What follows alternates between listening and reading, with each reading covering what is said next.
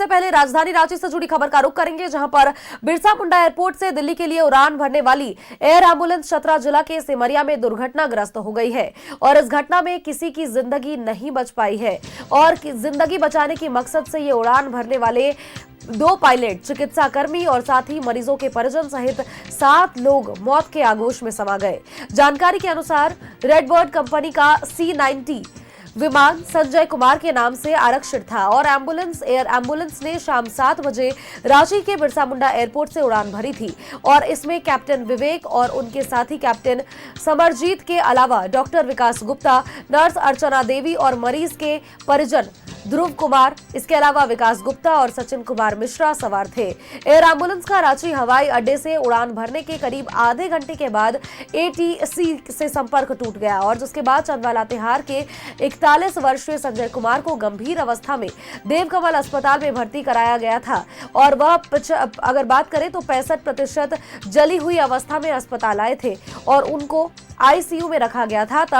तब से लेकर के देवकमल अस्पताल में ही उनका इलाज चल रहा था। परिजन सोमवार की सुबह को दिल्ली ले जाने की बात कहकर के दोपहर 1:30 बजे अस्पताल से लेकर के गए थे। डॉक्टर और पारा मेडिकल स्टाफ देवकमल अस्पताल के नहीं थे।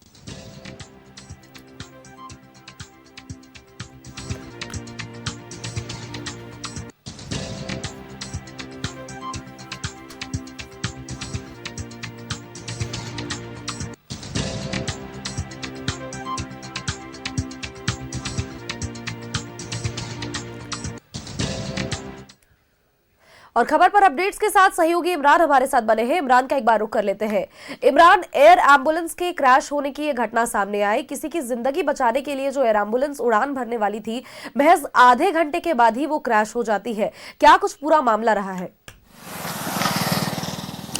देखिए, एक व्यक्ति जो कि काफी जली हुई अवस्था में जो है रांची के देवकमल हॉस्पिटल में इलाजरत था, उनसे बेहतर इलाज के लिए जो है एयर एम्बुलेंस के माध्यम से कल दोपहर 2:30 बजे जो है देवकमल हॉस्पिटल से जो है रांची एयरपोर्ट ले जाया गया, जहां पर फॉर्मेलिटीज पूरा करने के बाद जो है देर शाम एयर एम्बुलेंस के माध्यम से ही दिल्ली के लिए उड़ान भरी गई है। इस एयर एम्बुलेंस में 7 लोग मौजूद थे, पायलट, को पायलट के साथ साथ डॉक्टर, पैरामेडिकल स्टाफ के साथ जो है मरीज और उनके परिजन, ये सभी लोग उड़ान भरते हैं। अचानक जो ATC से जो एयर एम्बुलेंस का जो संपर्क है वह टूट जाता है और उसके बाद इस पूरे मामले की जानकारी आसपास में आग की तरह फैल जाती है। पूरे मामले की जानकारी जब एयर एम्बुलेंस के जो एयर ट्रैफिक है उनसे मामले की जानकारी जुटाने की कोशिश की गई तो संपर्क नहीं हो पाया। जब काफी खोजबीन की गई तो मालूम चला कि चतरा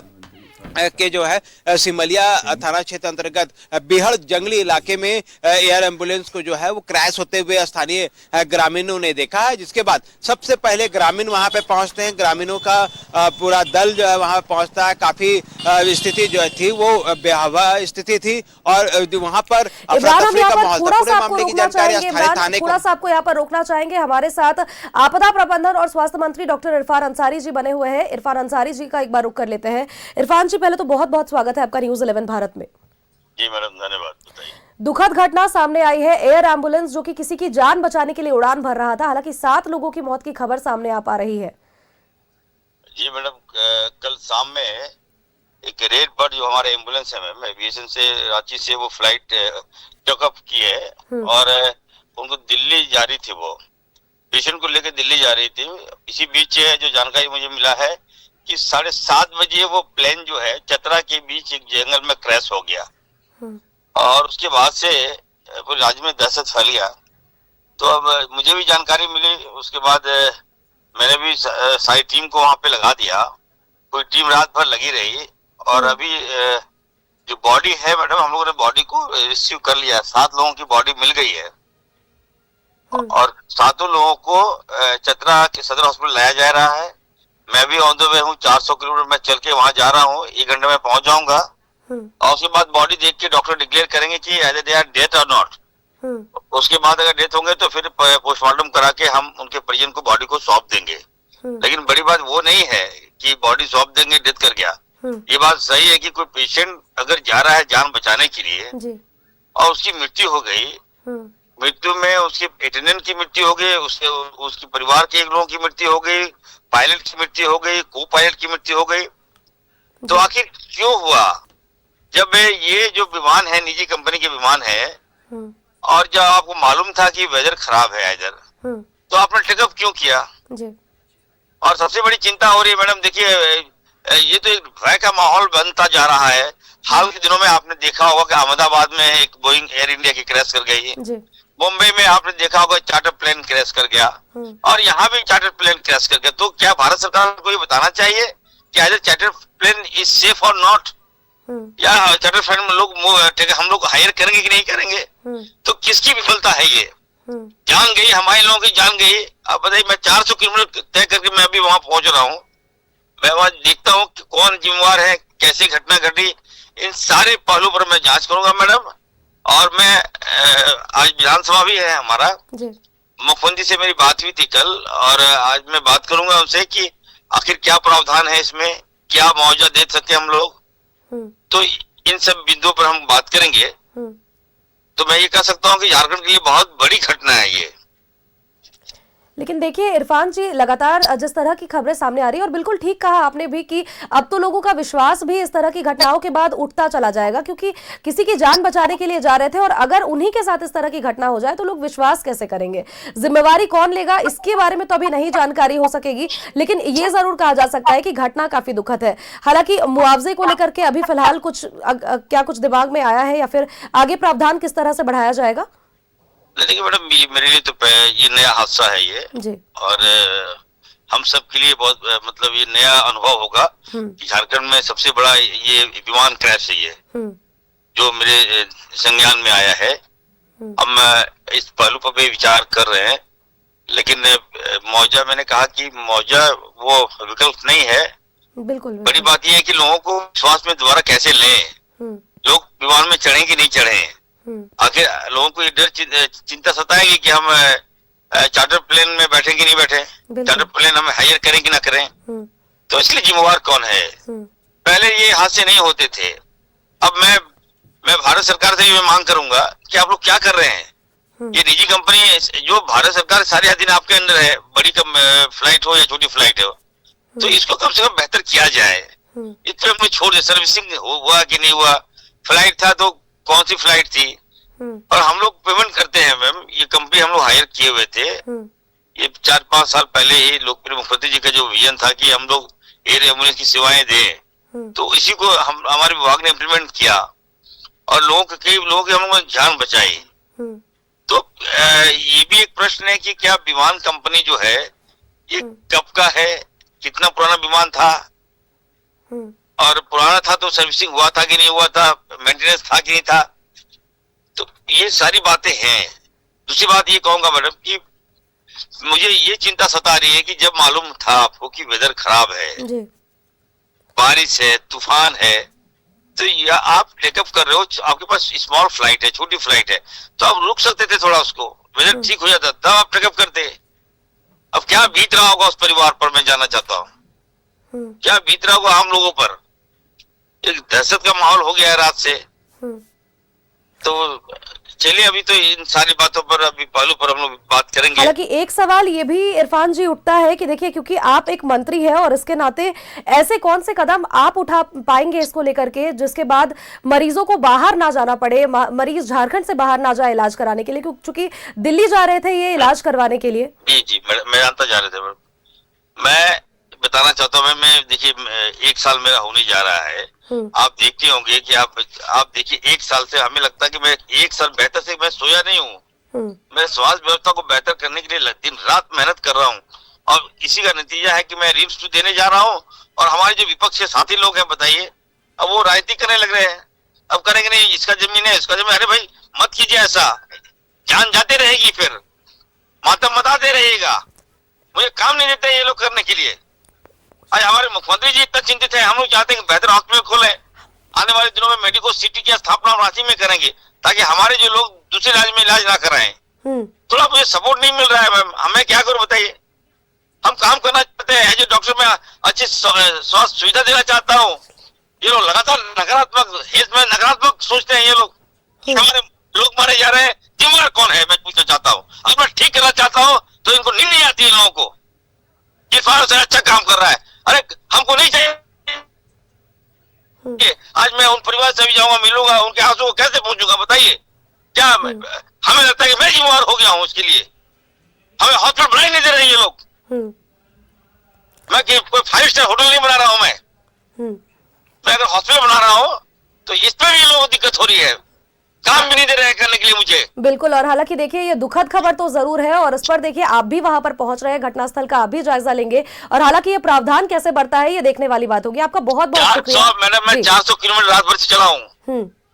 मैं आज विधानसभा है, बजट सेशन है हमारा, मैं ऑन द वे हूँ। मैं जैसी मुझे जानकारी मिली, मैं रात से मतलब अपने एरिया से मैं निकल गया हूँ, चतरा में पहुंच रहा हूँ। पूरे विभाग को मैंने अलर्ट कर दिया है, सारे लोग बॉडी वहां आ रहा है चतरा हॉस्पिटल में, मैं खुद देखूंगा।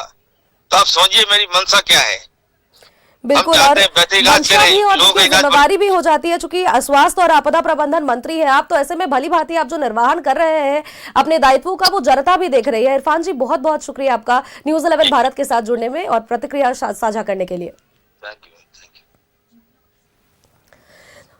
तो देखिए स्वास्थ्य एवं आपदा प्रबंधन मंत्री डॉक्टर इरफान अंसारी जी भी हमारे साथ जुड़े थे, और उन्होंने अपने वक्तव्य में ये स्पष्ट जरूर किया है कि अभी फिलहाल वो वहां पर पहुंचेंगे, पूरे स्थिति का आकलन किया जाएगा, जायजा लिया जाएगा, और इसके बाद ही आगे की प्रक्रिया कैसे है वो बढ़ाई जाएगी। हमारे सहयोगी इमरान भी हमारे साथ बने हुए हैं, दोबारा से सहयोगी इमरान का रुख करेंगे। इमरान, अभी फिलहाल हमारे इरफान अंसारी जी से भी हमारी बातचीत हुई और उन्होंने भी अपने बातों में स्पष्ट जरूर किया है, मुआवजे को लेकर के अभी तक अभी कोई प्रावधान नहीं निकाला गया है, हालांकि जांच की जाएगी, कितने लोगों की मृत्यु हुई है, सभी चीजों को लेकर के आकलन किया जाएगा, इसके बाद ही आगे का प्रोसेस बढ़ पाएगा। देखिए 7 लोगों की मृत्यु हुई है सोनल, और इस पूरी घटना जिस जगह पर हुई है वो बेहद जंगली इलाका है। जिस तरह से रात भर चतरा एसपी, डीसी के साथ साथ एसएसबी के जवान जो है इस पूरे रेस्क्यू ऑपरेशन को चलाया, कहीं न कहीं उनके लिए बड़ी चुनौती थी। चुनौती इस लिहाज से यहाँ पर देखी जा रही थी क्योंकि एक जंगली इलाका है, जंगली इलाके में ना सिर्फ ट्रांसपोर्टिंग बल्कि रास्ते भी उतने सजग नहीं थे, उतने बेहतर नहीं थे जहां से वो आसानी से एम्बुलेंस उस घटना स्थल तक पहुंचा जा सके। घटना जिस जगह पे हुई है वहां से कई किलोमीटर पहले तमाम गाड़ियां जो है वो रोक दी गई, जवान जो है वहां से फिर वापस पैदल चलते हुए घटनास्थल तक पहुंचे। सभी डॉक्टर्स की जो टीम घटनास्थल पे पहुंची थी, सभी लोगों ने पहले जो विमान पे 7 लोग मौजूद थे उसकी जांच की गई। जांच के बाद जब ये पाया कि 7 की मृत्यु हो चुकी है, डेथ हो चुके हैं, तब उनके सभी 100 को जो है एक एक करके जो है वो बाहर निकाला गया। बाहर निकालने में जो है तकरीबन रात के 9 बजे से लेकर के सुबह के 5 बजे तक जो है ये पूरा ऑपरेशन जो है वो चला। इस दौरान जो है खुद डीसी वहां पे मौजूद रही, एसपी जो है सुमित कुमार अग्रवाल वो खुद वहां पे मौजूद रहे, जवान जो है वो लगातार वहां पे मौजूद रह रहे थे, और तमाम बॉडी को जो है रांची माफ कीजिएगा तमाम जो शव है, जो बॉडी है, उनको चतरा सदर हॉस्पिटल जो है वो भेजा गया है ताकि वहां पे उनका पोस्टमार्टम कराया जा सके, और उसके बाद पोस्टमार्टम करने के बाद जो है सभी 100 जो है उनके परिजनों को सौंप दिए जाएंगे। अब यहाँ पर जो अभी अपडेट मिल पा रहे हैं कि अब एयर जो एम्बुलेंस है उनके ब्लैक बॉक्स को खोजने के लिए एविएशन की जो टीम है, एयरलाइंस की जो टीम है इंडियन गवर्नमेंट की, वो जो है वो रांची आ रही है, और रांची आने के बाद जो है घटनास्थल पे पहुंचेगी और इनके ब्लैक बॉक्स को लिया जाएगा। हालांकि डीसी ने इस बात को लेकर के जानकारी दी है कि जो बिजली की कड़कड़ाहट जिस तरह से हुई है उसकी वजह से या तो पूरी दुर्घटना जो है वो खराब वेदर एक वजह बन सकती है दुर्घटना की, और उस वजह से यह पूरी दुर्घटना घटी है। तो तमाम बिंदुओं को लेकर के भी जो है वो जिला प्रशासन चतरा जो है वो जांच कर रही है, और अब जो आगे की इस तमाम प्रक्रिया है, परिवार को किस तरह से राहत दिया जा सके, परिवार को अब 100 जो है वो किस तरह से सौंपा जाए, उन तमाम चीजों पर भी जो है लगातार मंथन किया जा रहा है। कैप्टन जो कि पायलट उड़ा रहे थे, उनके पिता खुद चतरा में ही सरकारी कर्मचारी हैं, इंजीनियर के रूप में कार्यरत हैं, वो घटनास्थल पर पहुंचे थे, वो बिलखते हुए नजर आए। वहां पे उनको चतरा एसपी ने, डीसी ने जो है वो सांत्वना दी, अपने पास रखा, अपने साथ बैठाया, पूरे मामले मामले को लेकर के जानकारी दी कि किस तरह से यह पूरी दुर्घटना जो है वह दुर्घटना हुई है। और अब जब तमाम चीजें प्रक्रियाएं पूरी कर ली गई तो अभी सुबह के वक्त में जो तमाम बॉडी है उनको एम्बुलेंस अलग अलग एम्बुलेंसों में रखते हुए जो है वह चतरा सदर हॉस्पिटल भेज दिया गया है, जहां पर पोस्टमार्टम के बाद परिजनों को ये सारी चीजें सौंप दी जाएगी। लेकिन यह पूरा इलाका इतना जंगली है कि इस जगह पर ना सिर्फ गाड़ियां वहां तक आसानी से नहीं पहुंच पा रही थी, लेकिन जैसे ही घटना घटी उसके बाद ग्रामीण घटनास्थल पे पहुंचे, वहां पर पूरे मामले की जानकारी स्थानीय मुखिया और जनप्रतिनिधियों के माध्यम से पुलिस प्रशासन को दी गई। पुलिस की टीम वहां पर अंधेरे में जो है विमान को खोजते खोजते पहुंचे और उसके बाद तमाम जो लोग वहां पर पहुंचे। हम न्यूज़ 11 भारत भी जब ग्राउंड जीरो पर पहुंचा तो तमाम चीजें जो थी वो बिल्कुल विकट परिस्थितियां थी। वहां पे राहत और बचाव कार्य काफी तेजी से चलाया जा रहा था।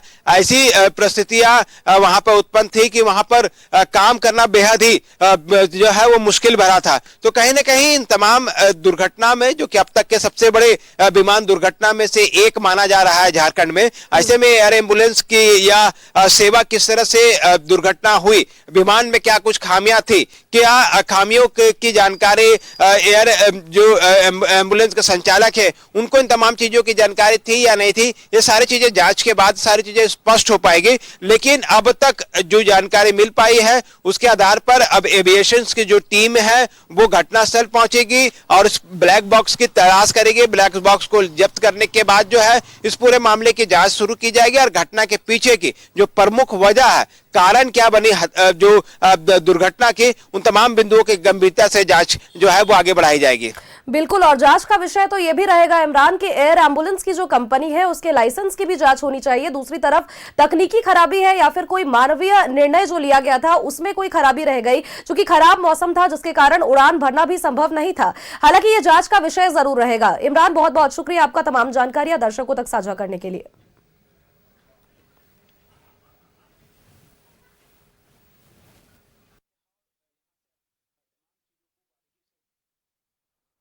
वेरी अनफॉर्चुनेट इंसिडेंट हुआ है यहाँ पे। जो प्लेन जो है एक पेशेंट्स को ले जा रहे थे रांची टू दिल्ली, वो बीच में क्रैश हुआ है ड्यू टू थंडर स्टॉर्म। तो जैसे हम लोगों को इन्फॉर्मेशन पता चला, हम लोग मेडिकल टीम के साथ जो है रश किए यहाँ पे, बट अनफॉर्चुनेटली डॉक्टर्स का टीम इन्होंने फाउंड डेड डिक्लेयर किया। तो हम लोगों ने उनका बॉडीज को निकाल करके पोस्टमार्टम के लिए और फर्दर इन्वेस्टिगेशन के लिए भेजे। देखिए, सबसे पहले हम लोगों का था कि बॉडी रिकवर करना है, तो वो हम लोगों ने कर लिया है। अब हम लोगों का ये पीओ को प्रोटेक्ट करना है, तो इसके लिए चारों साइड कॉर्डन लगाया हुआ है। हमने एक एसएसपी की टीम भी हमारे साथ है और जिला पुलिस भी यहाँ प्रतिनिधित्व है और दिल्ली एविएशन की टीम, जैसा मैम ने बताया कि वो लोग आने वाले हैं और फर्दर जो इन्वेस्टिगेशन का प्रोसेस है उनका एविएशन का दे विल स्टार्ट और हम लोग उनको कोऑपरेट करेंगे। नहीं, यहाँ फोर्स रहेगा तैनात और जो लोग आ रहे हैं उनसे रिक्वेस्ट रहेगा कि फोर्स के साथ कोऑपरेट करें।